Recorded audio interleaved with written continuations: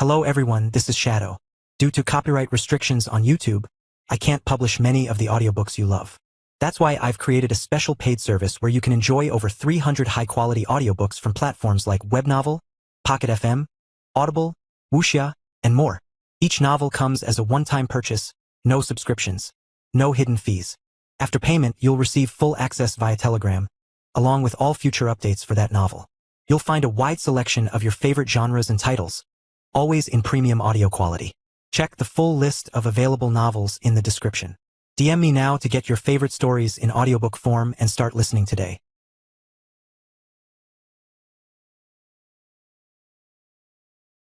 Chapter 864. A Year Lost.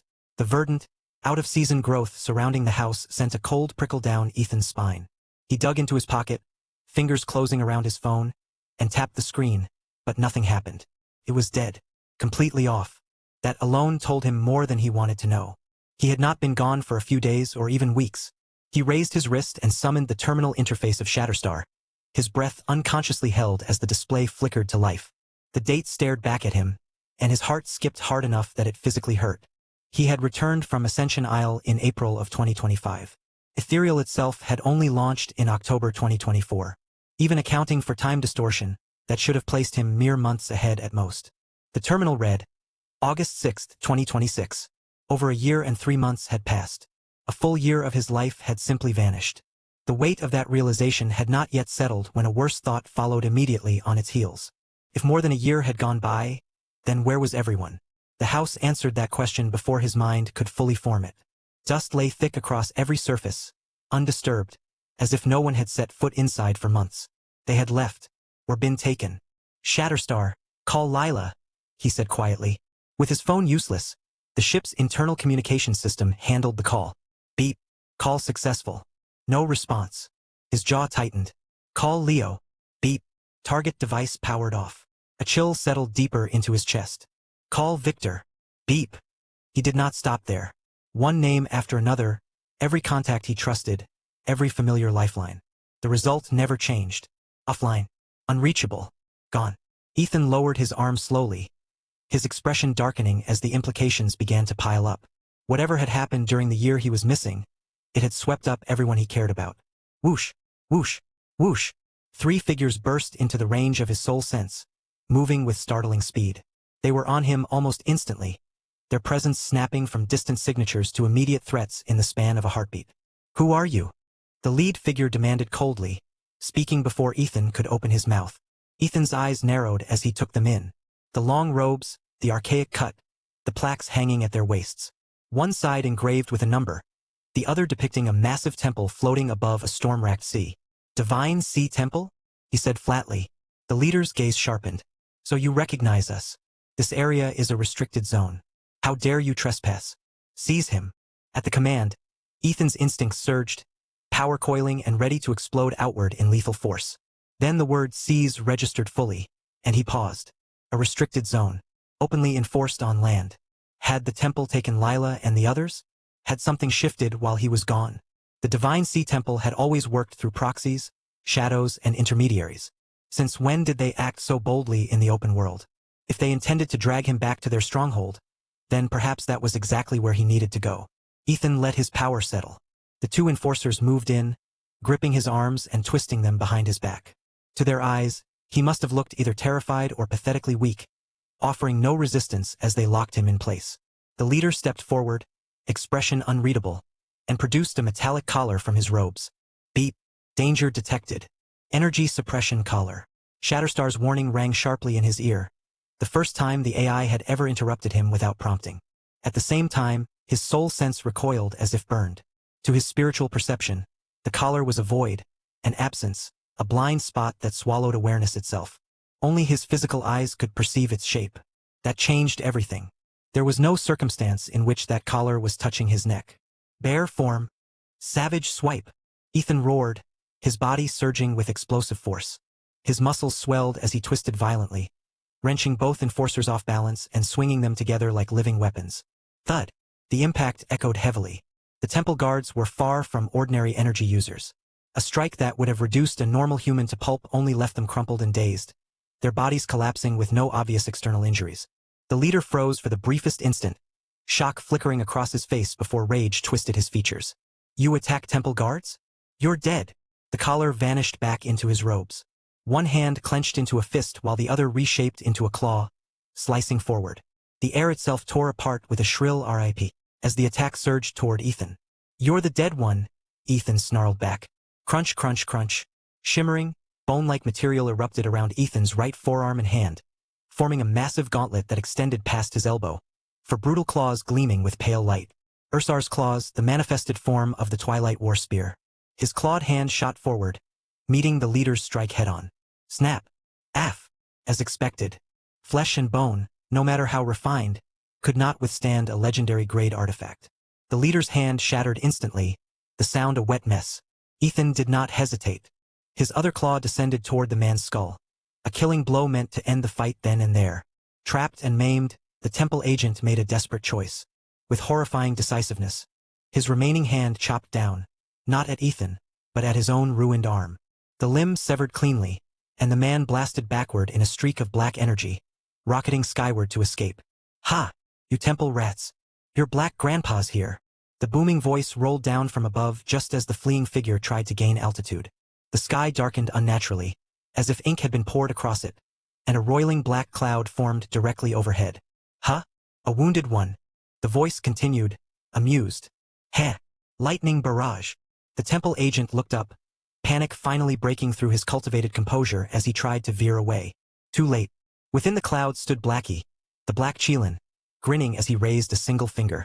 Crockham. A bolt of lightning as thick as a tree trunk lanced downward, moving at the speed of light. It struck the fleeing man head-on, engulfing him completely. Ethan halted mid-step. His pursuit was cut short before it truly began. There was nothing left to chase. Where the temple agent had been moments before, only drifting ash and fading motes of energy remained. Blackie's arrival had been timely, decisive, and violently excessive. Ethan had lost his chance to interrogate a prisoner. Still, as he looked up at the familiar silhouette in the darkened sky, a tight knot in his chest loosened just a little. At least someone he knew was still here. Chapter 865. The city beneath the light sphere. Lightning swallowed the man whole. His scream cut off mid-breath as his body disintegrated into drifting ash. Pa! Trash! Blackie spat without the slightest hesitation. His face twisted with open contempt as the last sparks faded from the air. Blackie! He didn't even flinch, still wearing that look of utter disdain, until a faint voice rose from below. It was weak, almost illusory, as if it didn't fully belong to this world. Blackie froze.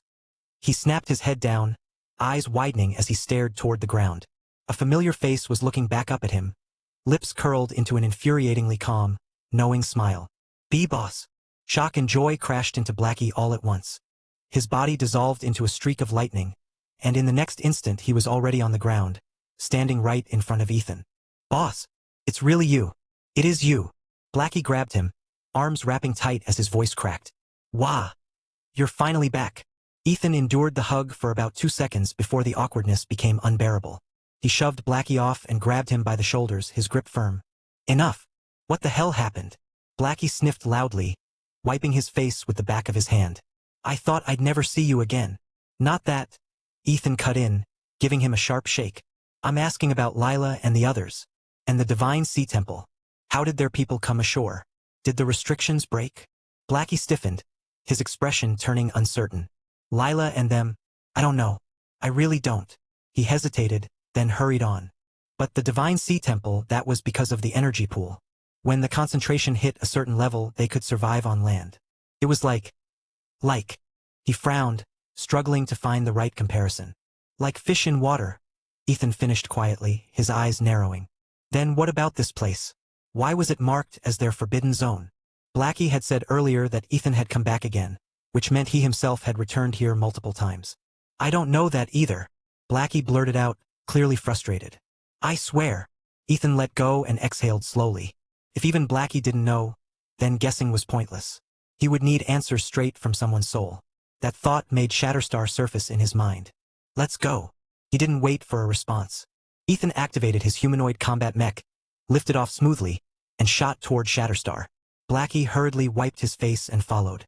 Inside Shatterstar, Ethan immediately accessed the surveillance systems. With the ship's technology, any camera feed was fair game. Shatterstar wasn't just advanced. It was the ultimate hacker. No system on Earth could truly hide from it. He began with real-time feeds. Dozens, then hundreds of windows flickered to life across the screens. But Ethan's enhanced soul sense processed them effortlessly. He muttered, brow furrowing. So only this area is abandoned? Other regions? People are living normally. He turned slightly. Blackie, weren't you in the Badlands? What's the situation over there? Blackie blinked. Oh right. About half a year ago the Badlands got unified. Blackfin teamed up with the Apex Predators and took control, so I came back here. When I arrived, a few punks showed up and I dealt with them. I couldn't find any of you, so I went back. Since then, I've been checking this place every once in a while. Ethan nodded and issued a command to roll back the footage timestamps. Much of the data from a year and 3 months ago had already been overwritten, leaving large gaps, but by pushing backward little by little, he was still able to piece together the larger picture. 6 months ago, roughly 1 month before Blackie's return, Harmony City experienced a massive surge in energy pool activity. Not long after, the phenomenon spread outward. Magnolia Valley as a whole was affected, then other regions followed. Across the merged world, alliances began to form, and 4 or more advanced tier fortresses fell under the control of single guilds. The first eruption had occurred in Magnolia Valley, specifically in the Southern Theater. Ethan tried to recall the power structure there from his past life, but no matter how hard he thought, he couldn't remember any single faction strong enough to monopolize all the advanced fortresses. Clearly, his memories from his past life could no longer be used as a reliable reference. Back then, the strongest guild in the Southern Theater had been the Drunken Wanderers, but even they would have needed allies to pull this off. Whether they were still dominant this time was anyone's guess. Comparing the data from multiple regions, Ethan noticed a clear pattern. When the energy pool concentration reached a critical threshold, it triggered an eruption. In Magnolia Valley, the eruption point wasn't Ember City, but Central Magnolia City, located southwest of it, near the geographical center of the state. The surveillance data for that area was a complete dead zone. No cameras, no recordings. Everything had been deliberately destroyed, leaving behind a perfect blackout. It wasn't far. Ethan decided to see it for himself. Something was spewing out an enormous amount of energy from that location. Without such a concentrated supply, the Divine Sea Temple's people would never have been able to survive on land. More than that, he suspected it was their forward base. Otherwise, there was no reason to erase surveillance so thoroughly. There was no reason to wait. Ethan set Shatterstar on auto-navigation but didn't take the pilot's seat. He continued reviewing footage as they traveled. As for why the villa had been declared a forbidden zone by the Divine Sea Temple, he had several guesses. Could be related to Lila and the others. Or perhaps they knew he had vanished from this place, failed to find him, and sealed it off as a precaution. Another possibility was more unsettling. They might believe this was his home. If that was the case, then the Divine Sea Temple already had him firmly in their sights. Ember City was close to Central Magnolia. Before long, Shatterstar hovered above the city. Ethan looked down. Silence. An oppressive, unnatural stillness blanketed everything. Not a single person could be seen.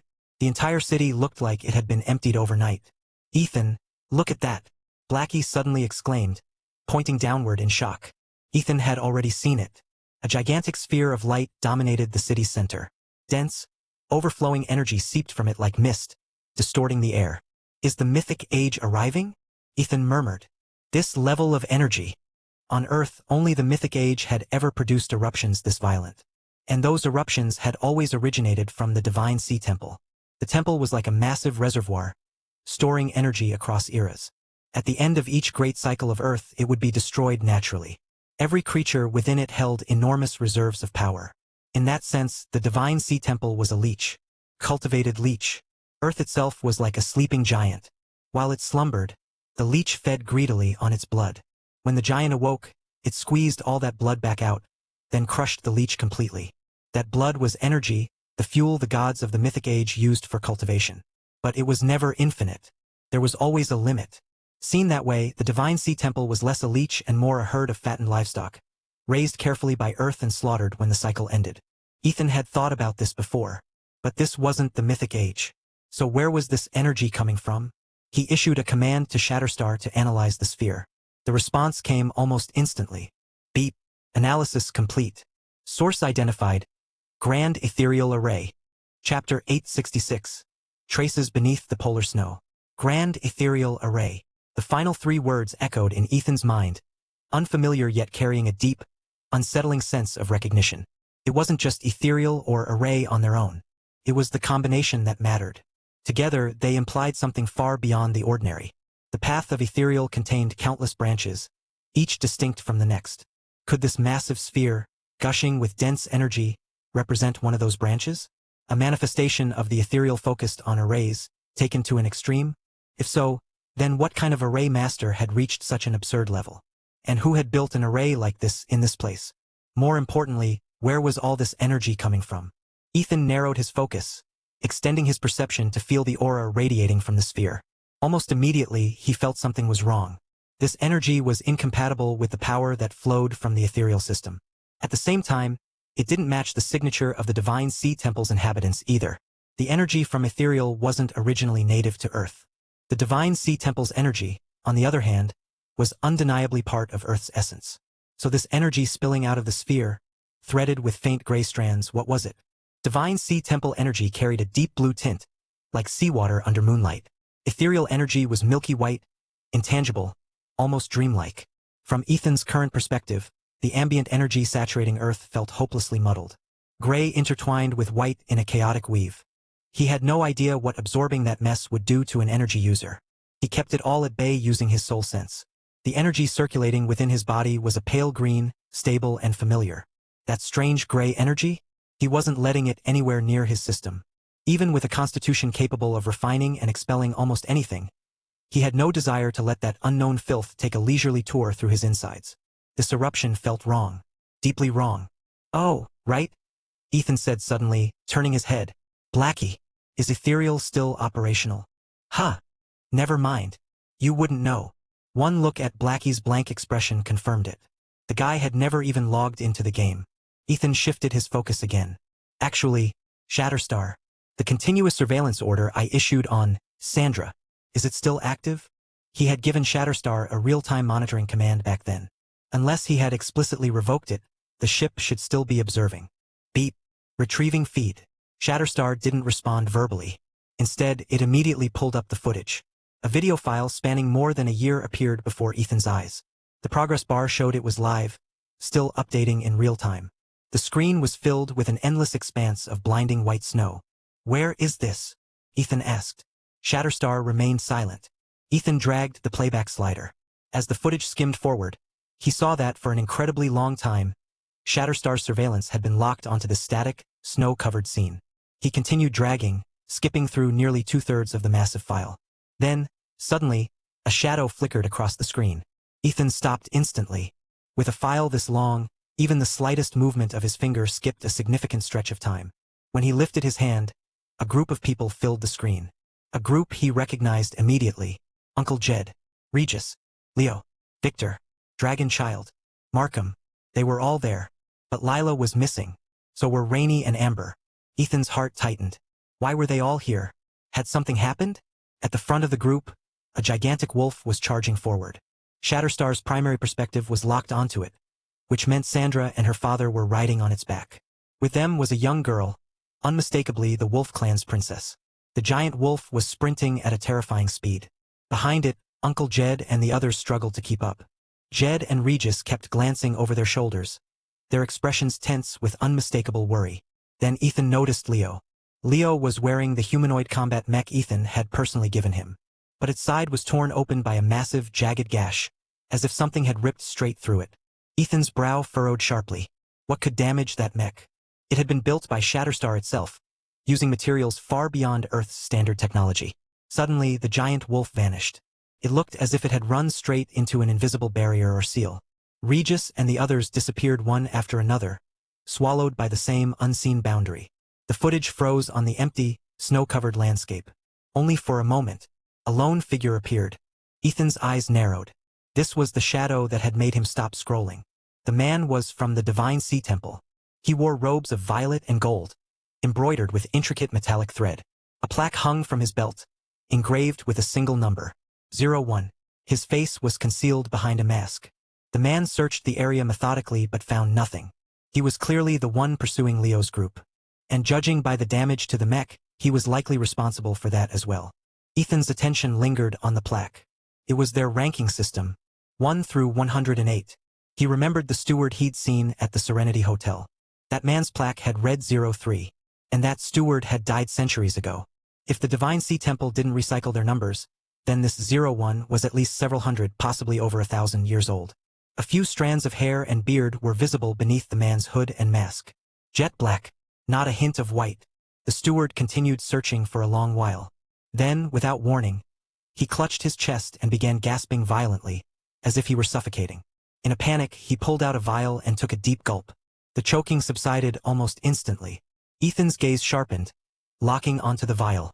According to the timestamp, this footage had been recorded in the polar region. Back then, and even now, that area should have been completely devoid of ambient energy pool activity. The steward's reaction looked exactly like a fish drowning in air. But one drink from that vial, and he recovered immediately. Was that the secret? The method that allowed Divine Sea Temple members to survive away from the sea. After regaining his breath, the old steward stood silently for a moment, then turned and left. That answered at least one question. Ethan now knew where the others had gone. Even if Lila wasn't with them, Leo and the rest would surely know where she was. Which meant there was no avoiding it. The polar region it was. He had planned to go there eventually anyway. Since the timing aligned, he might as well head there now. Shatterstar, Ethan said calmly. Set course for the final coordinates in this video. Shatterstar acknowledged the command, locked onto the location, and pushed its speed to the maximum sustainable limit within Earth's atmosphere. Couldn't go all out here. Ethan had tested that once before.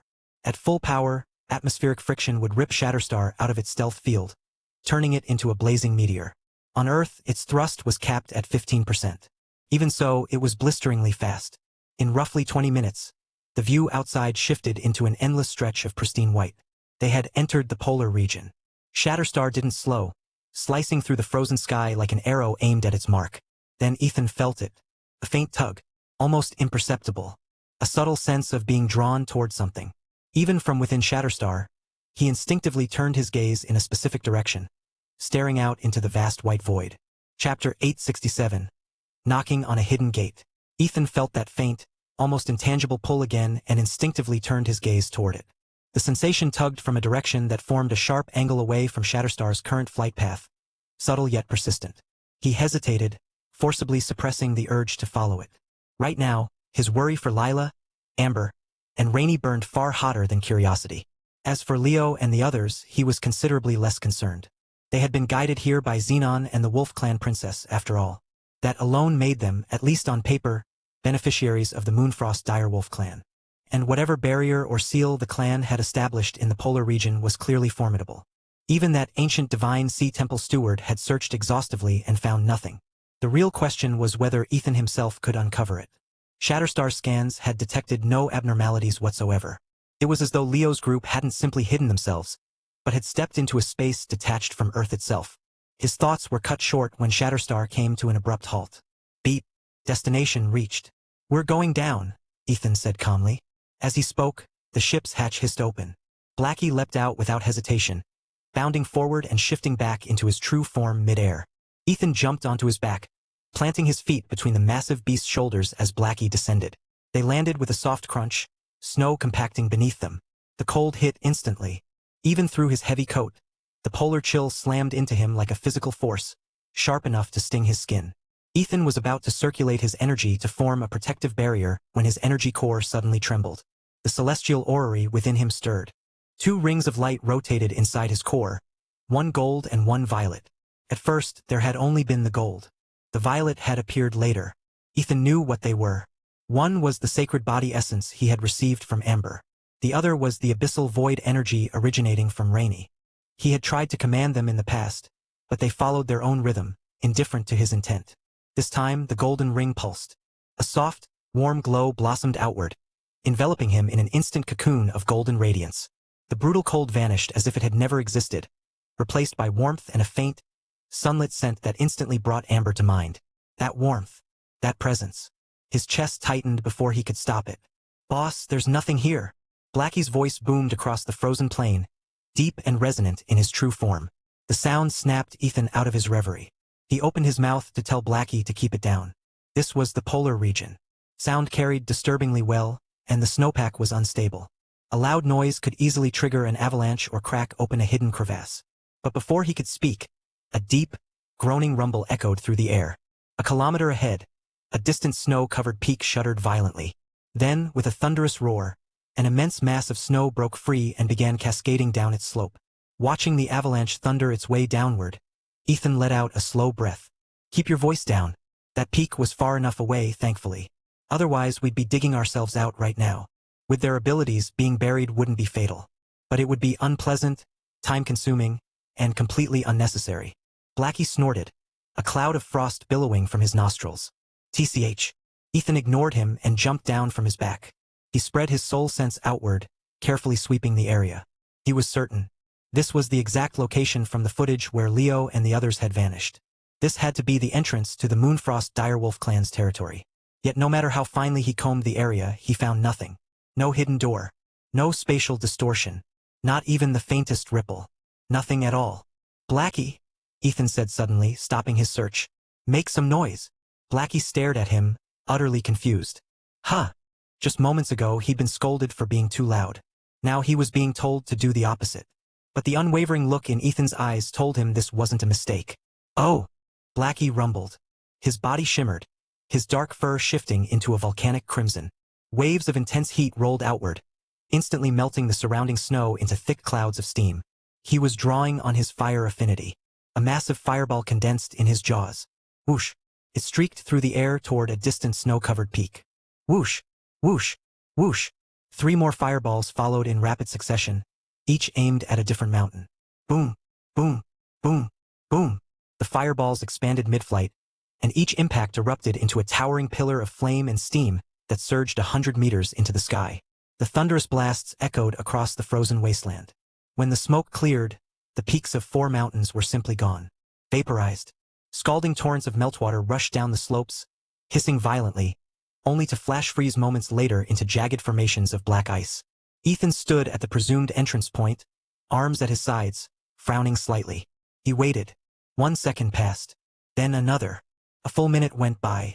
Not working, he muttered. If this truly was the entrance to the Moonfrost Direwolf clan's hidden territory, there was no way they would tolerate such blatant destruction at their doorstep. It was basic instinct. If someone started tearing apart your front yard, you'd come out swinging a broom at the very least. Blackie, Ethan said, his lips curling into a sharp, determined grin. Were all those roasted chickens for nothing? Evaporate the entire snowfield. I want to see bedrock. He refused to believe it. He had seen them enter here with his own eyes. If he couldn't get in, then he'd force someone to come out. The method was extreme. Essentially threatening to demolish their front gate was a surefire way to make enemies.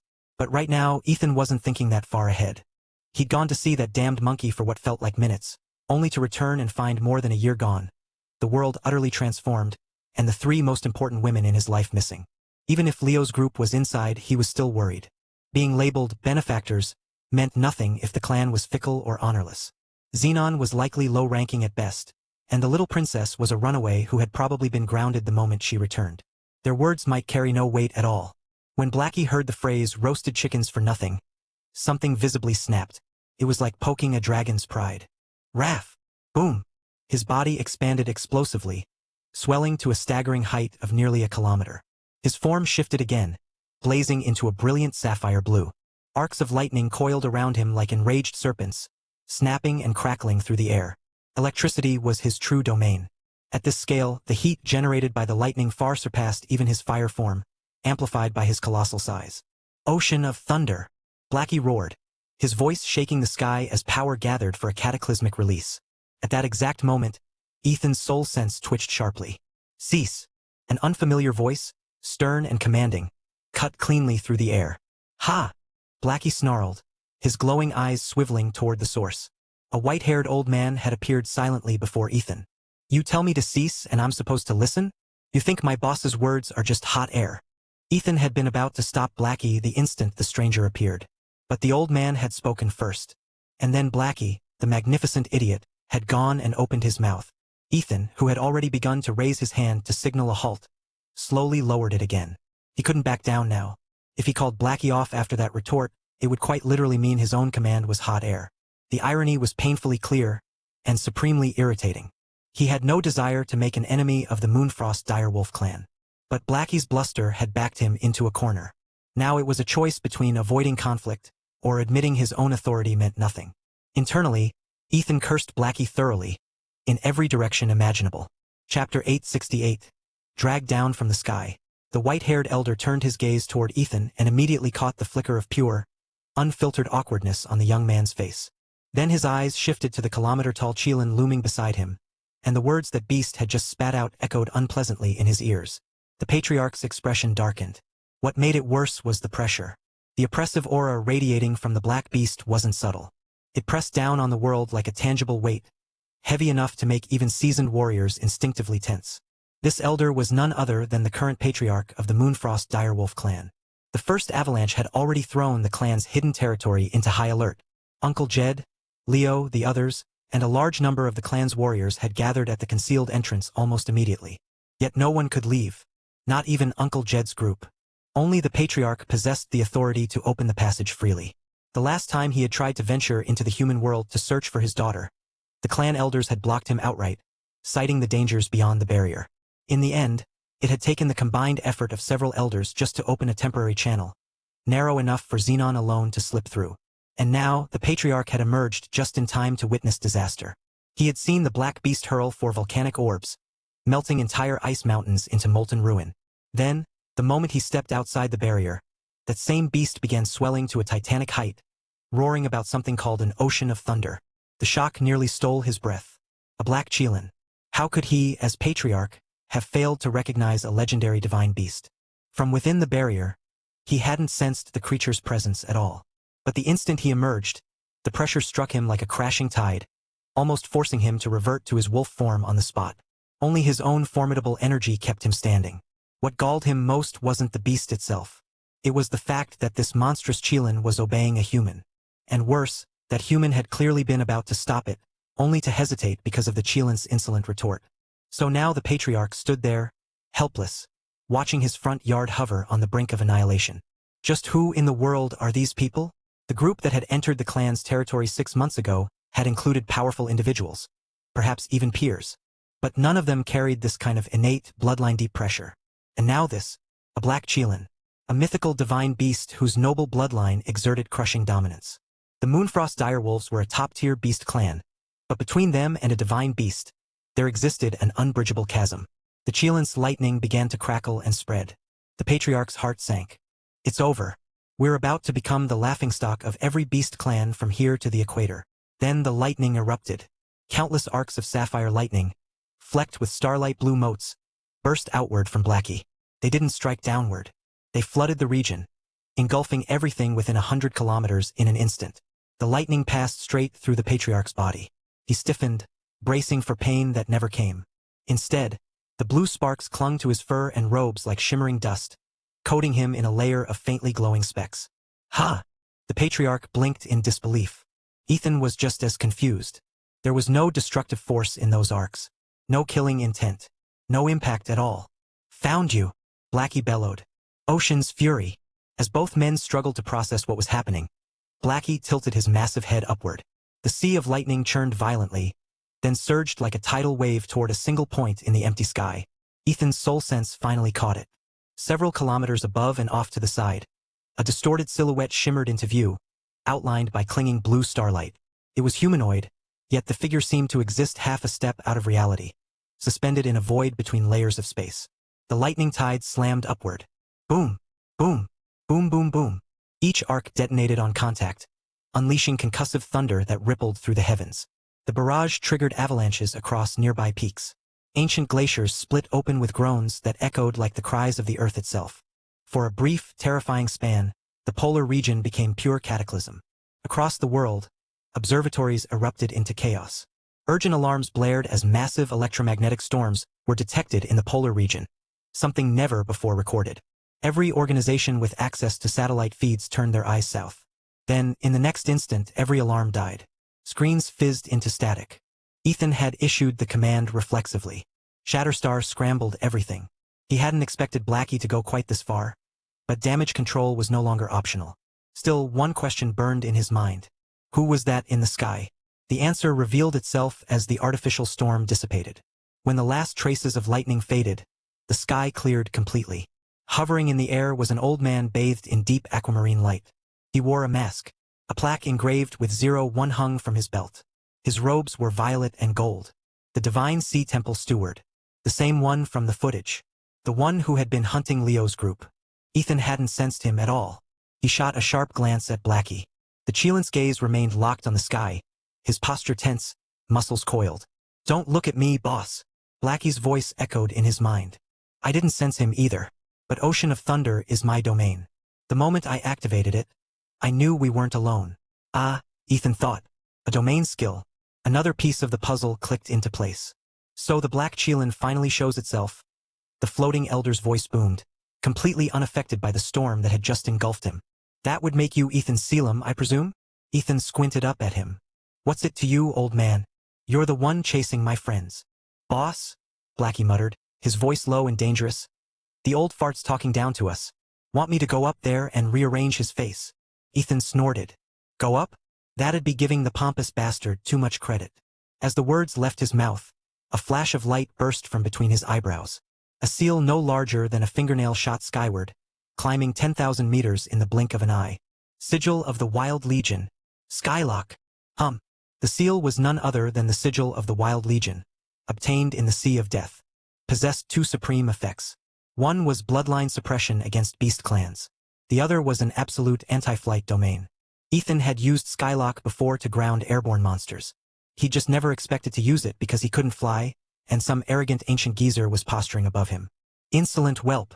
You dare!" The steward roared, fury erupting the instant he heard the command. Ethan's refusal to answer his question, combined with the sudden activation of an artifact, sent him into a rage. Ethan ignored him entirely. Orange-yellow light descended from above, spreading outward as the domain took hold. It didn't only affect the steward. Even wisps of cloud began sinking under its influence. The old man struggled violently for a moment, then froze as realization set in. Resistance was pointless. His face turned a mottled purple. Just before the domain fully settled, he transformed into a streak of blue lightning and slammed down onto the snow below. He would rather land on his feet than be dragged down and planted face first in the ice. A snort of laughter broke the tension. Ethan turned his head. The white-haired patriarch was staring at the Divine Sea Temple Steward, now standing angrily in the distance. There was no surprise in the old wolf's eyes, only naked, undisguised derision. Chapter 869 Scram. Ethan caught the look on the white-haired patriarch's face and almost laughed. It was not anger, not caution, but pure, unfiltered mockery. The kind reserved for an old enemy you have already measured and dismissed. The patriarch stared at the Divine Sea Temple Elder as though he were something unpleasant dragged in on the tide. A thought flickered through Ethan's mind. Do they know each other? The elder in violet and gold robes slowly shifted his glare toward the gray-haired wolf. His voice rang out across the frozen veil, cold and sharp as a drawn blade. "Moonfrost Direwolf Clan, you dare harbor fugitives from the Divine Sea Temple? Do you seek extinction?" The patriarch curled his lip. "Pa, Divine Sea Temple. Why are you not rotting in the ocean where you belong, skulking around our sacred southern vale? This is no place for your kind. Harbor fugitives? Who do you think you are, the World Council? Crawl back to the depths, or we will bury you right here." "Yeah, bury you right here. Bet his true form's a fish. Haven't had good fish in millennia. Stop talking nonsense. Sea Temple folk are ocean dwellers, not actual fish. Who cares what he is? Strutting into our sacred vale like he owns it. Just end him." Voices erupted from every direction, overlapping, jeering, bristling with open hostility. Then came a rapid succession of impacts across the ice. Figures descended from the surrounding peaks and landed beside the gray-haired patriarch, their auras rolling outward in heavy, suffocating waves. They were varied in build and bearing, but one thing was unmistakable. Every single one radiated the dense, primal pressure of beastkin. One had a pair of feline ears perched openly atop his head, tail flicking behind him with barely contained agitation. He was the one who had mentioned eating fish. Others were less obvious, their animal traits subdued, but the power coiled within them felt ancient and feral. One man stood out among them, broad-faced, heavy-browed, with a presence that pressed against the air like a mountain leaning forward. His aura eclipsed even the patriarch's. Tiger. Ethan did not need sharper senses to know it. That final line, the one about ending the elder, had come from him. The Divine Sea Temple Elder's eyes narrowed behind his mask. The amusement was gone. His expression hardened into something grim. Ethan, on the other hand, felt a quiet surge of satisfaction. So this sacred southern vale was not merely unfriendly to the temple. It was openly hostile. "Boss, these guys are looking at me funny." Blackie's mental voice came, tinged with caution. Ethan had already noticed. The newcomers kept glancing at Blackie, and their expressions were not hostile. If anything, they were eager, curious, almost hungry in a way that had nothing to do with food. The moment Blackie had spoken earlier, the atmosphere had shifted. That Black Chelan lineage clearly carried weight here. "You beastkin vermin," the violet-robed elder spat, fury flashing across his face in quick, ugly waves. "When the Divine Sea Temple ascends to rule this continent, you will be the first we purge." He let the threat linger in the frozen air. Then his gaze slid toward Ethan and lingered for 2 long seconds, measuring, memorizing. Without another word, he turned to leave. "Think you can just walk away, old man? Did you ask me?" In a single motion, Ethan's combat mech sealed around him. Bear form and panther form activated together, the dual enhancements sinking in a deep surge of strength and speed. The Twilight War spear formed in his grip, humming with restrained power as he drove its butt into the ice. The elder paused mid-step and looked back, a sneer creeping into his voice. "You think you can stop me? Do not tell me you actually believe these relics will lift a finger to help you. When have I ever relied on anyone?" Ethan shot back. "I'm asking you." He stopped. A firm tug pulled at the back of his armor. He turned to find the Moonfrost Direwolf Patriarch standing close, voice lowered. "Easy, young man. Let him go." The old wolf's eyes flicked briefly toward the departing elder before returning to Ethan. "Regis, you know him? He asked me to pass along a message. Your 3 young ladies are safe. They left with Star." Ethan blinked. Star, of course. She had not appeared in the surveillance footage. Lila, Amber, and Rainey must have gone with her to the Merfolk Kingdom. For a heartbeat, unease stirred. Had something happened to Star's father? But the thought steadied quickly. The Merfolk King's strength was no illusion. The Divine Sea Temple might dominate the oceans, but the Merfolk had endured for ages. They would not fall so easily. The tightness in Ethan's chest eased. Seeing him fall silent, the Divine Sea Temple elder cast one final look over his shoulder. "We will meet again," he said coldly.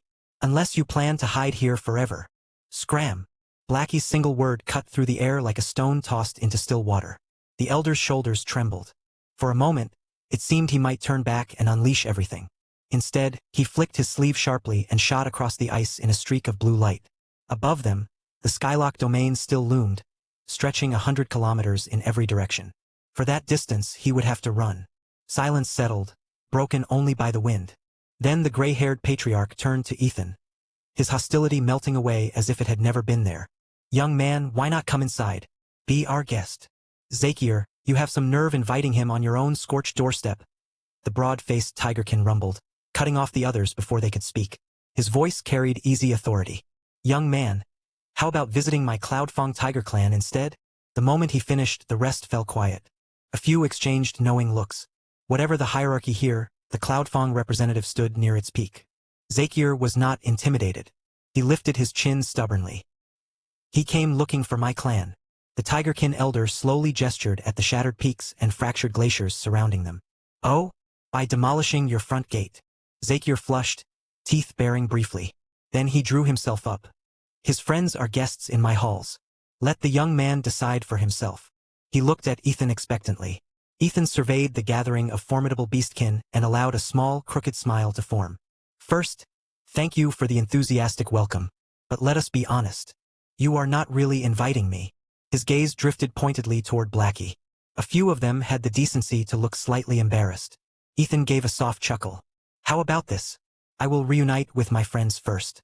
After that, I will visit each of your clans. You have my word." That did it.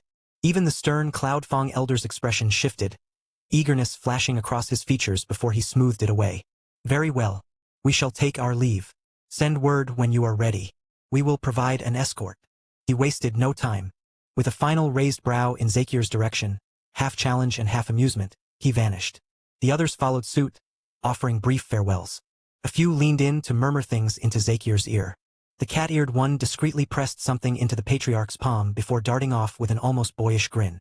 When the last of them disappeared into the distance, Ethan stood amid the ruined ice, staring after them. The entire exchange had been so sudden, so bizarre, that for a moment he wondered if he had imagined half of it. Chapter 870, The Forbidden Veil. When the last of the visiting elders disappeared into the frozen distance, only Ethan, Blackie, and the Moonfrost direwolf patriarch remained amid the fractured ice. Blackie wasted no time shrinking down to his usual size once the tension cleared, his massive frame folding in on itself until he was once again manageable, though no less imposing in presence. "Please come in," Zakier said warmly, all earlier hostility gone, as if it had been a different man wearing his face. He gestured toward the unseen entrance of his clan's domain, smiling in open invitation. Blackie, never one for overthinking, immediately took a long stride forward. Ethan caught him by the collar and hauled him back. "This place of yours. We are not going to get trapped inside, are we?" Ethan's tone was casual, but his eyes were not. Xenon's earlier explanation still lingered in his mind. If entry and exit were equally simple, Uncle Jed and the others would have walked out long ago.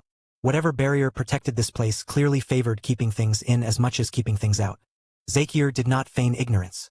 In fact, his smile sharpened slightly, as if he appreciated the caution. "That was indeed the case before," he admitted. Then his gaze slid meaningfully toward Blackie. Ethan followed the look and understood at once. "You mean the elders who showed up earlier? That was because of him?" "Precisely," Zakier said. "Though the matter is more complicated than that. We should speak inside." Blackie looked between them, ears twitching, thoroughly lost. "Are you two actually saying anything?" Ethan clapped him lightly on the shoulder. "We'll explain later." They stepped forward. The world shifted in an instant. The howling emptiness of the outer polar region vanished, replaced by a different kind of stillness. Ice and snow remained, stretching across jagged peaks and carved terraces, but the air here felt alive. Energy saturated everything, so dense it almost brushed against the skin. Every breath filled Ethan's lungs with something heavy and potent, like inhaling liquid power. A faint oceanic blue shimmer hung within the atmosphere, subtle but unmistakable. It was the same signature he had sensed from the divine sea temple, the original energy of Earth itself, pure and uncorrupted. Outside the barrier had been a void. Inside was abundance. "Ethan, boss, you little bastard." Familiar voices crashed into him before he could fully take in the surroundings. Regis was the first to close the distance, followed closely by Uncle Jed. Dragonchild strode forward with a grin that barely hid her relief. Victor, Leo, Williams, Markham. One after another they appeared from the carved pathways of the ice mountain. Everyone was there. Everyone except Star, Lila, Amber, and Rainey. The sight of them standing whole and unharmed loosened something inside Ethan's chest that he had not realized was clenched so tight. Whatever doubts he had harbored about the Moonfrost direwolves dissolved. His people had not been imprisoned. They had been sheltered. Xenon stood among them. Their first meeting had ended in a fight. Their second in an uneasy understanding. Then Ethan had vanished for over a year, leaving more questions than answers behind. If Xenon had not guided the group here to this polar sanctuary, the outcome might have been very different. After greeting the others, Ethan stepped forward and clasped Xenon's shoulder firmly. "Thank you." The young wolf scratched the back of his head, looking embarrassed. "It wasn't a big deal." "It was," Ethan replied quietly. They moved together toward the heart of the clan's territory, a colossal ice mountain sculpted into layered dwellings. Dens were carved into its sides in a vast honeycomb pattern, each family unit occupying its own chamber. There were no towering spires or ornate halls, no attempt to imitate human cities. Everything about the settlement felt primal and deliberate, shaped by claw and instinct rather than architecture. That night, the clan held a feast in Ethan's honor. Massive cuts of meat were roasted over blue-white flames that gave off little smoke. Barrels were rolled out. Ethan contributed generously from his own storage, producing crates of clear, potent liquor that immediately drew the attention of Hank, who commandeered several as if performing a sacred duty. Laughter echoed across the frozen terraces. Beastkin and humans drank side by side. Stories were shouted, retold, exaggerated.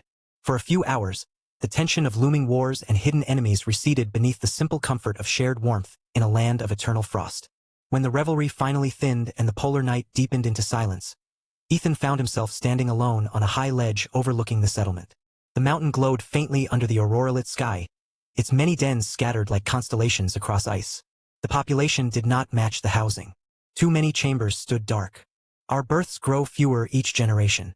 The bloodline thins." Zakir's voice carried from behind him, calm and unembellished. Ethan did not turn immediately. "Is that why you all reacted the way you did earlier?" "In part," the patriarch replied, stepping beside him. Ethan raised a hand and pointed toward a distant stretch of darkness beyond their territory. "What lies over there?" Zakir followed his gesture, and for the first time that night, his expression shifted into something more guarded. "That is the forbidden veil of the sacred south." It lies beyond our domain. Forbidden, Ethan repeated. The reason our sacred clans gather here is because of it. Zakier studied him carefully. Why does it interest you? Because it is calling me.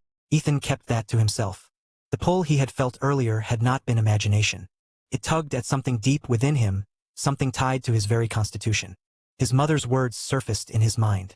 She had taken something from him at birth and hidden it in the polar region. That act had left him with the so-called vessel physique. If what had been taken from him lay within that veil, then the answer to more than one mystery waited there. But stepping into a place deemed forbidden by sacred clans was not a trivial matter. Zakier seemed to sense his conflict. Rather than press, he shifted the conversation. Young man, there is something I wish to ask of you, though I hesitate. Ethan glanced at him, surprised by the sudden turn. If it is within my power, I will consider it. A faint chuckle escaped the old wolf. I believe it is within your power alone. Ethan's interest sharpened. When it is light, I ask that you journey into the forbidden veil, Zakier said plainly. His gaze flicked toward Blackie, who stood a short distance away gnawing on a bone. And that you take your companion with you. Ethan stared at him. You are asking me to enter the place your clans refuse to touch. You will understand once you step inside, Zakier said. The humor drained from his face. But know this, the path is perilous. What truly lies within, even we do not know. The weight of those words settled heavily between them. It grows late, the patriarch added. Rest. If you decide to go, inform me before you depart. There is something you must carry with you. With that, he turned and left, offering no further explanation. Ethan remained on the ledge long after the old wolf's footsteps faded. His gaze fixed on the distant horizon where the forbidden veil lay shrouded in darkness. The pull was still there. After a long moment, his indecision burned away. His eyes steadied. Whatever answers waited, he would face them head-on. He turned and returned to the den assigned to him. Far beneath the ocean surface, in a vast hall carved from stone and coral, silence reigned. The violet and gold-robed elder knelt upon the cold floor, head bowed. Before him rose a towering dais supporting an enormous throne. The throne was empty, yet the hall was not. Are you certain you saw the black Chelan? An ancient voice echoed from the shadows, dry and brittle, as if scraped from ancient bone. Master, the black Chelan has appeared, the elder replied without lifting his head. It has entered the polar region. The young man named Ethan Selim accompanies it. He recounted every detail of the encounter, careful and precise. When he finished, the silence that followed felt heavier than the ocean above. At last, the voice returned. The pace of energy release is unsatisfactory. Only 4 energy orbs have activated in 6 months. The higher authorities are displeased. A brief pause. Accelerate your control over the players. The word was spoken without emotion. Your servant understands. The elder retreated without turning his back, crawling several paces before daring to rise. Only then did he withdraw from the oppressive hall, leaving the empty throne to its silence. Chapter 871. No one survives the night. Ethan returned to his assigned den and wasted no time pulling out his VR capsule. The metal shell unfolded with a familiar hum, and he slipped inside without hesitation. For a fleeting moment, he allowed himself to hope he might run into Lila or the others in Ethereal, even if only to exchange a few words before everything became complicated again. The system booted up, soft light washing over the interior. But instead of the usual glowing gateway, he was met with something that made him frown. The Enter Ethereal World button was dark. The only option illuminated was Arena. Above the inactive ethereal portal hovered a countdown timer, ticking steadily, marking the time until the servers would come online. What the hell? It's pitch black already? Ethan muttered, irritation creeping into his voice. He checked the system clock. 4 p.m. He stared at it for several long seconds, as if the numbers might rearrange themselves into something more reasonable. Ethereal would not open for another 2 hours. In August, darkness was supposed to fall around 8 in the evening. That was how he remembered it. Why is it only 4? He began, then stopped mid-thought as the realization hit him. He was inside the polar circle. The polar circle. Damn. Midnight sun. Polar night. The words left a bitter taste in his mouth. Earth's poles endured 6 months of uninterrupted daylight, followed by 6 months of endless night. When Patriarch Zakier had said, when it's light, and instructed him to head to the Veil then, it had not meant later tonight. It had meant half a year from now. Ethan exhaled sharply, a low groan escaping him. 6 months was an eternity in his current situation. Too many things were already in motion. Waiting was not an option. He shoved the capsule hatch open and stepped out, dismissing it with a wave of his hand as it compacted and vanished into storage. Then he bolted from the den. With a quick glance to orient himself, he launched forward. He could not truly fly, not here, but with solid footing and enough force behind him, his leaps were nothing short of monstrous. Snow and ice shattered underfoot as he bounded across the terrain, covering impossible distances in seconds. A handful of thunderous jumps later, he landed once more on the mountain peak where the feast had been held earlier. The bonfire still smoldered, embers glowing faintly against the creeping darkness. Around it sat 7 or 8 figures, their silhouettes outlined by firelight. When Ethan dropped down among them, every head turned. For a heartbeat, both sides simply stared. "Young man," Zakir said at last, rising slowly to his feet.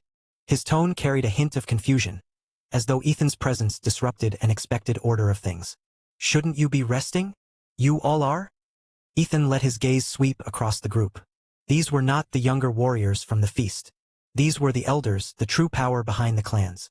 The cat-eared patriarch from earlier, the broad-shouldered Cloudfang tiger elder, several others whose beastkin lineage Ethan could not immediately place. Each of them held one of his bottles of clear liquor. Their faces were flushed, their eyes slightly glassy. The official feast might have ended, but this was clearly the real gathering. Zakir's expression stiffened with embarrassment. He had ended the feast precisely because he knew this would happen. The elders were notorious drinkers. Clearing out the younger generation had spared them the indignity of being seen bickering over bottles like a pack of mischievous old men. Ethan's lips twitched, but he spared him further discomfort. "You said, when it's light."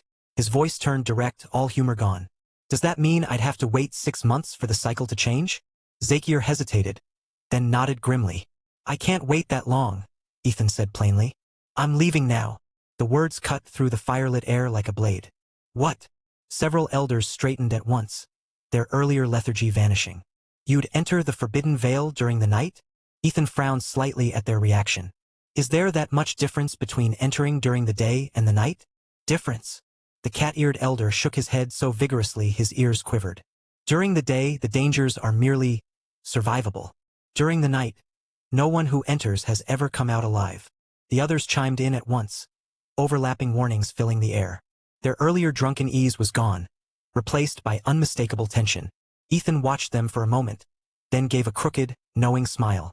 "You're afraid Blackie will be in danger if he goes with me, aren't you?" The fire crackled. Their protests died instantly.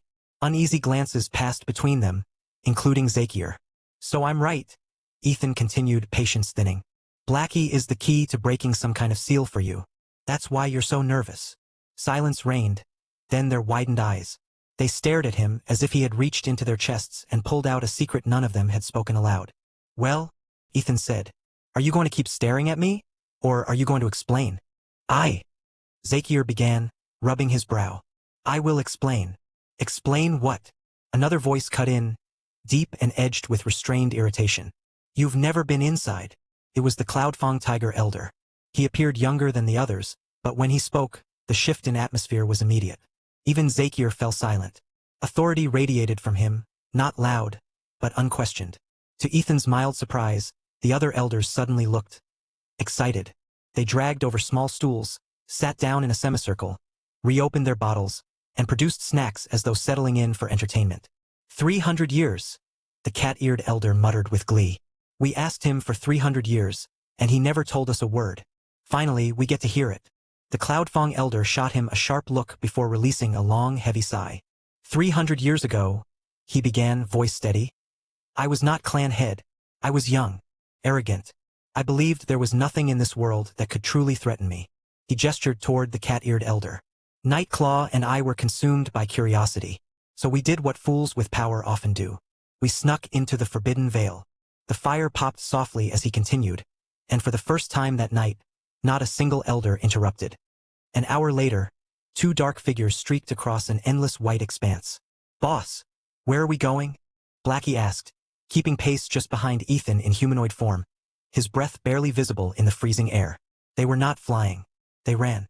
Their feet skimmed across the snow's surface, light but deliberate, following the Cloudfang elder's strict warning. No flying. No shortcuts. Ethan focused on the faint pull deep within his chest, that subtle but persistent tug on his soul. It aligned perfectly with the direction the elder had described. Whatever was calling him, it was ahead. The Forbidden Veil of the Sacred South, Ethan replied, his voice calm but firm. Don't touch anything. Don't wander off. You follow my lead exactly. Blackie flashed his usual careless grin. Sure. You're the boss. Ethan did not return the smile. The Cloudfong Elder's story still echoed in his mind, vivid and unsettling. The place he had described made the Sea of Death seem almost harmless by comparison. Entering during the day offered a slim chance at survival, 1 in 10 at best. Entering during the night was not considered bravery.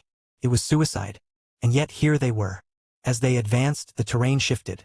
The flat expanse gave way to jagged rises, and soon they stood before a towering ice peak that loomed into the darkened sky. Without hesitation, Ethan began climbing. His fingers sank into the frozen surface, carving holds into the ice. Blackie followed close behind, claws digging deep for purchase as they scaled thousands of vertical meters. Boss? Blackie called out after a while, voice echoing faintly against the mountain face. Can't we just fly up? Ethan did not slow. According to the Cloudfong Elder, the veil lay beyond this mountain range. Flying over it would accomplish nothing. You would see only endless white, reach nowhere, and eventually find yourself exactly where you started, as though the world had quietly folded in on itself. The only path into the Forbidden Veil was to cross the mountains on foot. Step by step, no shortcuts. Hello everyone, this is Shadow.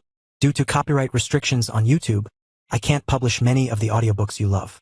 That's why I've created a special paid service where you can enjoy over 300 high-quality audiobooks from platforms like Webnovel, Pocket FM, Audible, Wuxia, and more. Each novel comes as a one-time purchase, no subscriptions, no hidden fees. After payment, you'll receive full access via Telegram, along with all future updates for that novel. You'll find a wide selection of your favorite genres and titles, always in premium audio quality. Check the full list of available novels in the description. DM me now to get your favorite stories in audiobook form and start listening today.